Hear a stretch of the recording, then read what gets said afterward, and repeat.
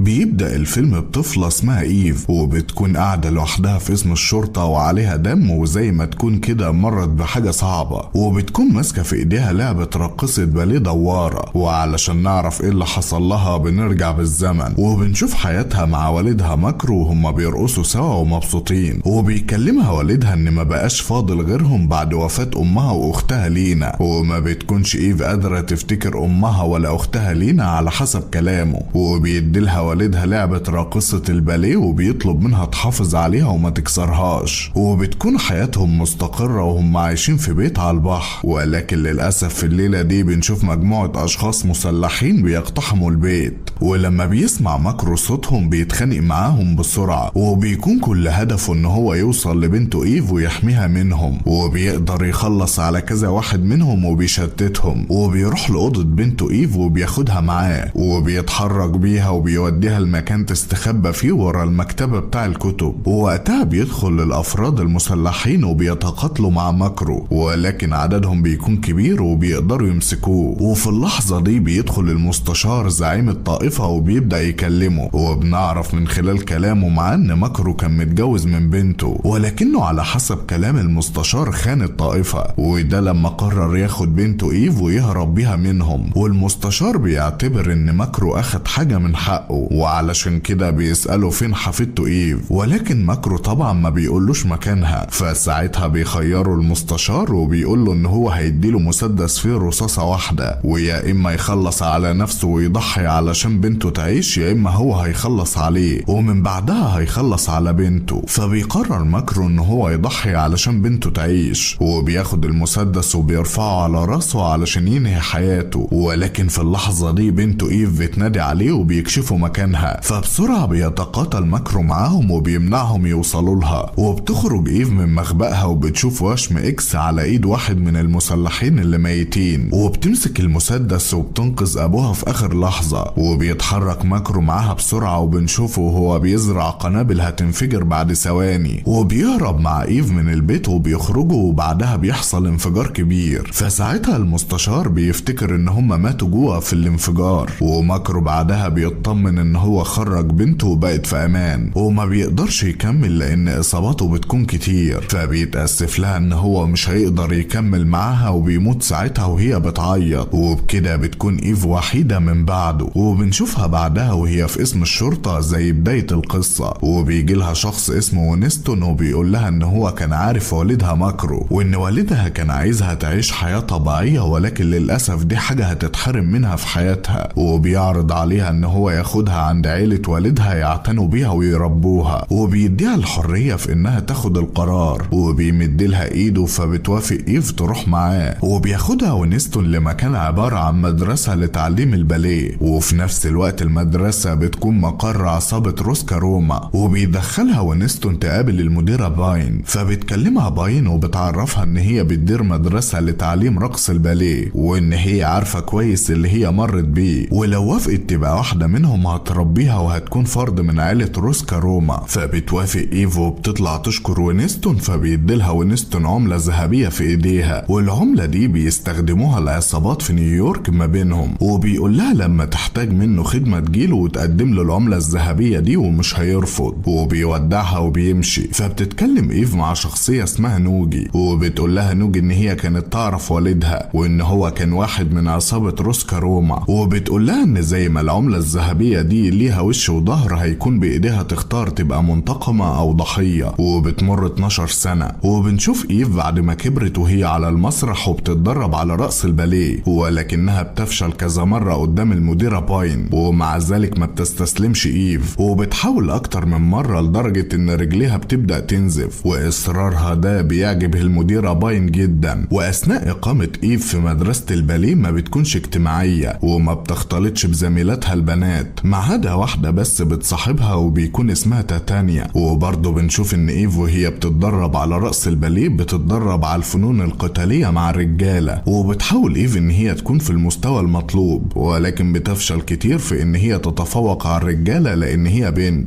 فنوجي بتديلها نصايح ان هي ما تحاولش تقاتل زي الرجالة، ولكن تستخدم قوتها كمرأة وتقاتل بطريقتها الخاصة. فبتسمع إيف كلامها وبتقدر ان هي تتغلب على الرجالة في التمارين. باين وبتثبت مكانتها بينهم. وفي يوم بعدها بتتفاجئ إيف بإن حاجات صاحبتها تيتانيا مش موجودة، فبتروح عند المديرة باين تسألها عنها وليه مشوها. فساعتها باين بتعرفها إن تيتانيا صاحبتها ما كانتش عند المستوى المطلوب وما كانتش بتتمتع بالمهارة والشراسة المطلوبة، وده على عكسها هي. وبتكون باين شايفاها بقت مستعدة وجاهزة لأول مهمة ليها مع العصابة، ودي حاجة بتكون إيف عايزاها ومستنياها من زمان.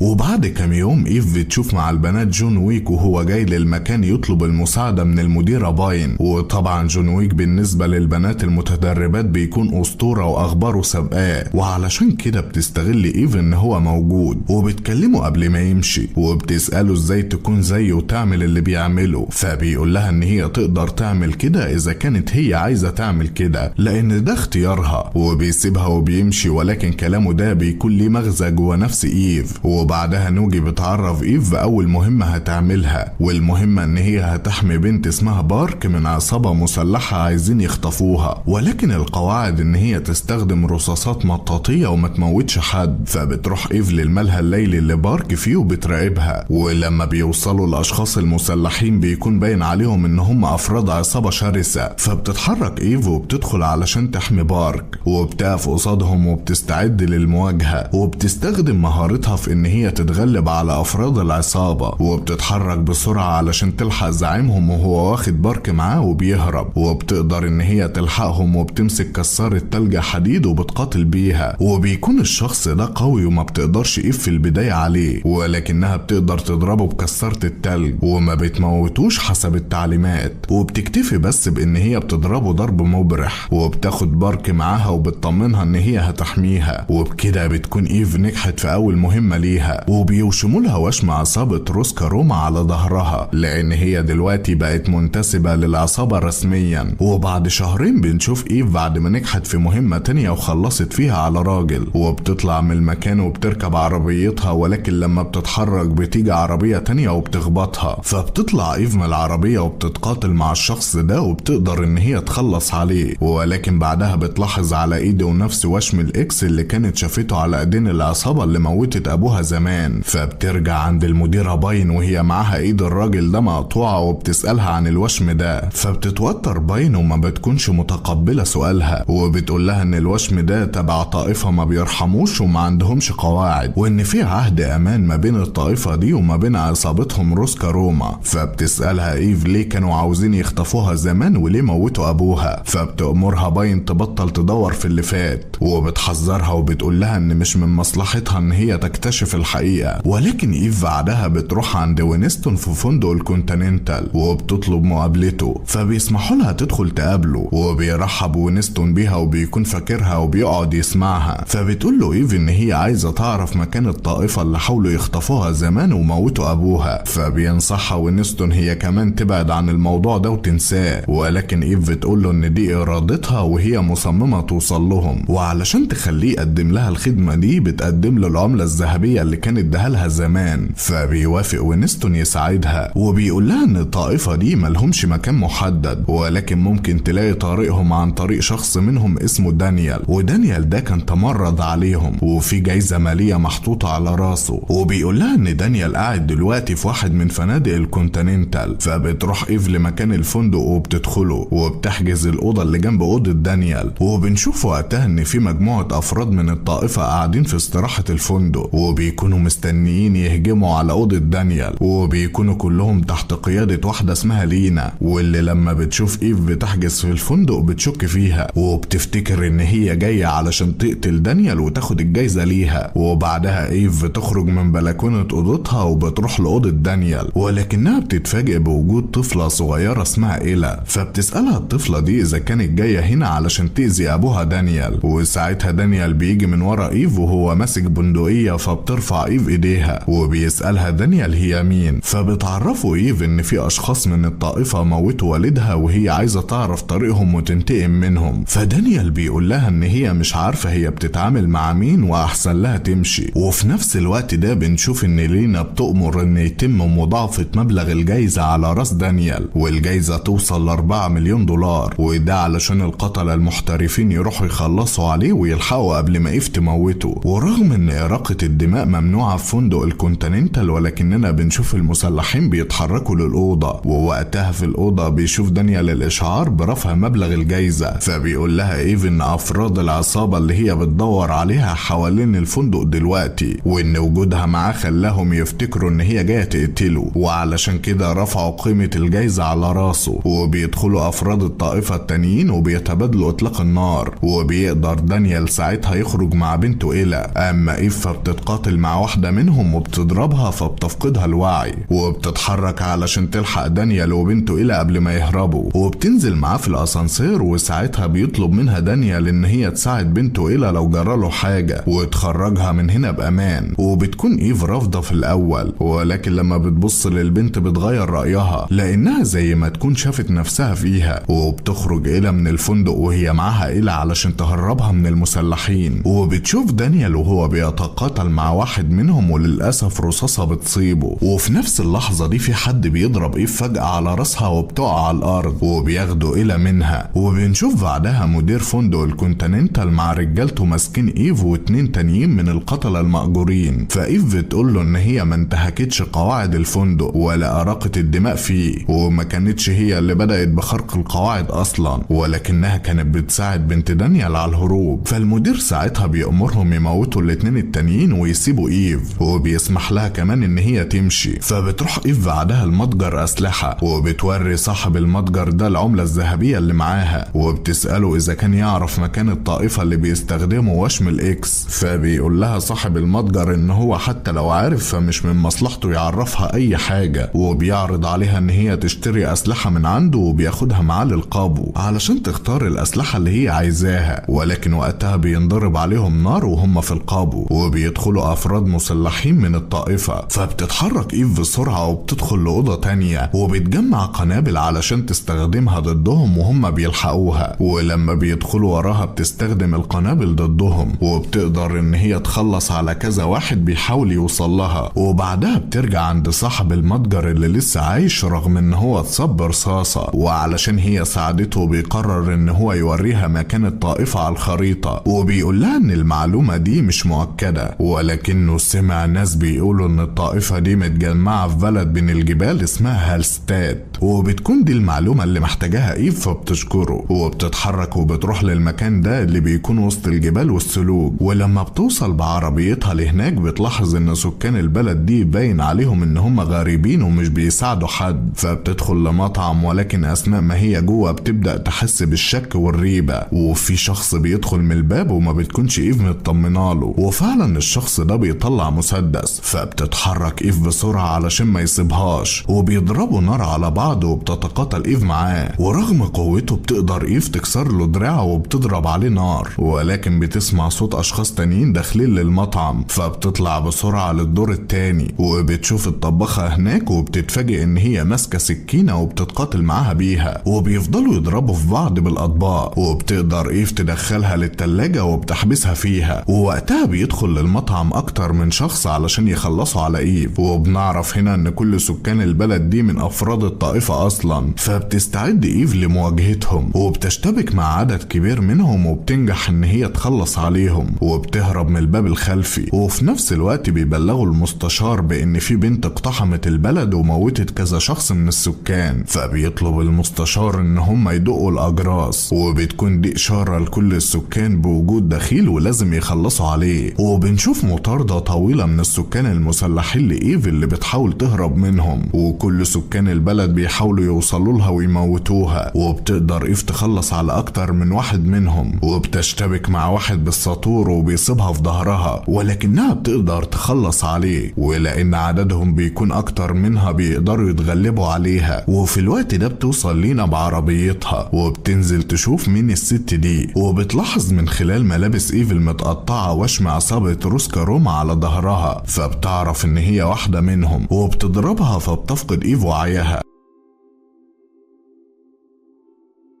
وفي الوقت ده المستشار بيكون مع الطفلة إيلا وبيقول لها ان هو جدها، وبيحاول يخليها تثق فيه، وبيقول لها ان ابوها دانيال خانه، وده لما حاول يخطفها ويبعد عن الطائفة. فإيلا بترد عليه وبتقول له ان هي بتكرهه. ووقتها بتيجي لينا وبتبلغه ان البنت اللي قبضوا عليها من عصابة روسكا روما، وبنروح لإيف وهي بتفوق وبتلاقي نفسها مربوطة في الكرسي. والمستشار بيقول لها ان كان في بين طائفته وعصابة روسكا روما عهد امان، فايف بتعرفه ان مديرتها باين مش هي اللي بعتتها، وان هي جت للمكان ده من نفسها. وما بيكونش المستشار لسه اتعرف على ايف، فبيسألها عن سبب مجيها للبلد وليه بتلاحق الطائفة. وساعتها بتعرفه ايف ان رجالة الطائفة دي موتوا ابوها زمان وحاولوا يخطفوها هي كمان. فساعتها بيبص لها المستشار بتمعن، وبيدرك ان دي تبقى ايف حفيدته. وفي اللحظة دي بتوصل لينا، فبيطلع المستشار يكلمها وبيكشف لها ان البنت اللي ماسكينها دي تبقى هي اختها الصغيرة ايف، وجاية تنتقم منه لانه موت ابوهم زمان. فلينا بتنصدم وما بتكونش قادرة تصدق. ووقتها بيسمعوا صوت اطلاق نار من جوه، فبيدخل المستشار يشوف ايه اللي حصل، وبيلاقي ايف قدرت تحرر نفسها من الرجالة وتخلص عليهم ما عدا واحد منهم، وبيكون بيصوب عليها المسدس. ولكن قبل ما يضربها بتصوب اختها لينا رصاص عليه، وبيتفاجئ المستشار باللي هي عملته. فبتروح لينا ورا اختها ايف وهي بتهرب، وبتشوفها بتدخل لبيت مجاور، فبتدخل وراها وهي ماسكه المسدس. وبتظهر ايف فجأة وبتاخد المسدس منها، فبتكلمها لينا وبتقول لها ان هي طول المدة اللي فاتت كانت فاكرة ان هي ماتت مع ابوهم، وما كانش يخطر على بالها ابدا ان هي عايشة في مكان تاني. وبتعرفها ان هي اختها الكبيرة، وان هي فاكراها من زمان لما كانت صغيرة لانهم اتولدوا في البلد دي، ولكن ابوهم مكرو فضلها عليها وقرر ياخدها معاه بعد وفاة امهم، وسابها هي تعيش مع الطائفة. وبتكون ايف متفاجئة لما بتعرف ان اختها لينا عايشة، ولكن لما بتسمعها بتقول ان ابوهم مكرو خان الطائفة ويستحق الموت، بتقول لها وهي متعصبة ان ابوهم كان عاوز يوفر لهم حياة طبيعية، ولولا ان افراد الطائفة موتوه ما كانتش هتدخل عصابة روسكا روما وتبقى كده. وكل اللي كان ابوهم عايزه ان هو يوفر لهم حياة طبيعية بعيد عن القسوة والعنف. وفي نفس الوقت ده بنشوف رجالة الطائفة بيقربوا من البيت بره، وبيكونوا مستنيين التعليمات من المستشار. وبيفاجئهم المستشار لما بيأمرهم يخلصوا على ايف ولينا الاتنين مع بعض في البيت، فبيرموا القنابل على البيت اللي هم جواه، وبيحصل انفجار كبير وبتتعرض ايف لإصابات كتير ولكنها بتنجو. ولكن بتلاقي لينا مصابة إصابة قوية، وبتقرب ايف منها، فبتقول لها لينا ان هي وحشتها. ووقتها المسلحين بيدخلوا البيت، فبتظهر لهم ايف وهي ماسكه سيف لقيته في البيت وبتخلص عليهم بيه. وبتسمع في جهاز الارسال المستشار بيسالهم اذا كانوا خلصوا عليهم، فبترد عليه ايف وبتقول له ان هي جايه تموته ومحدش هيقدر يحميه منها. وساعتها بيقلق المستشار وبيخاف، فبيقرر يتصل بباين مديرة عصابة روسكا روما، وبيعرفها ان اللي ايف بتعمله ده بمثابة اعلان حرب بينهم، وان هي اذا ما تدخلتش حالا ووقفتها عند حدها هيعلن الحرب عليهم وهيخلص على كل العصابة بتاعتها. فبتضطر باين ان هي تتصرف، وبتقوله ان هي هتبعت شخص يخلص على ايف، ولكن بشرط ان محدش من رجالته يتدخل لما القاتل يوصل. فبيوافق المستشار وبيديها مهلة لحد منتصف الليل. والمفاجأة ان الشخص اللي باين كلفته يقتلها بيكون جون ويك، واللي بيوصل بالقطر اللي هناك علشان ينفذ المهمة المطلوبة منه. ولما المستشار بيعرف ان هو وصل بيتكلم في الميكروفون وبيدي تعليمات للسكان محدش يتدخل ويسيبوا الذئب يطرد الفريسة لوحده. وطبعا بيقدر جون ويك يوصل للمكان اللي ايف مستخبية فيه، وبيقول لها ان هو هيديلها الخيار، يا اما تسيب البلد دي وتمشي فورا واما هيقتلها. فساعتها ايف بتقرب منه شوية وبتفكره بنفسها، وبتقول له ان هي قابلته قبل كده وسألته ازاي تقدر تعمل زيه وتخالف القوانين، وبتعرفه ان هي مش هتمشي. وبيبدأوا يتقاتلوا الاتنين، وبيكون جون ويك طبعا اقوى منها بكتير، وبيقدر بيقدر يثبتها على الارض وبيطلب منها تمشي، ولكن ايف بترفض وما بتستسلمش وبتحاول اكتر من مرة تهجم على جون، وفي كل مرة جون بيتفوق عليها، وفي كل مرة برضه بيكرر طلبه وبيطلب منها تمشي علشان ما يضطرش يقتلها، وبيقرب المسدس منها وبيقول لها ان هي لازم تمشي. فبتعرفه ايف وهي متأثرة ان الناس دي موتوا ابوها، وبتطلب منه يسمح لها تنهي الامر اللي جاي علشانه. فبيتعاطف جون ويك معاها وبيقول لها ان هو هيديلها مهلة نص ساعة بس لحد منتصف الليل، ولو ما قدرتش تموت المستشار هو هيقتلها، وبيتفقوا على كده وبيسيبها جون ويك.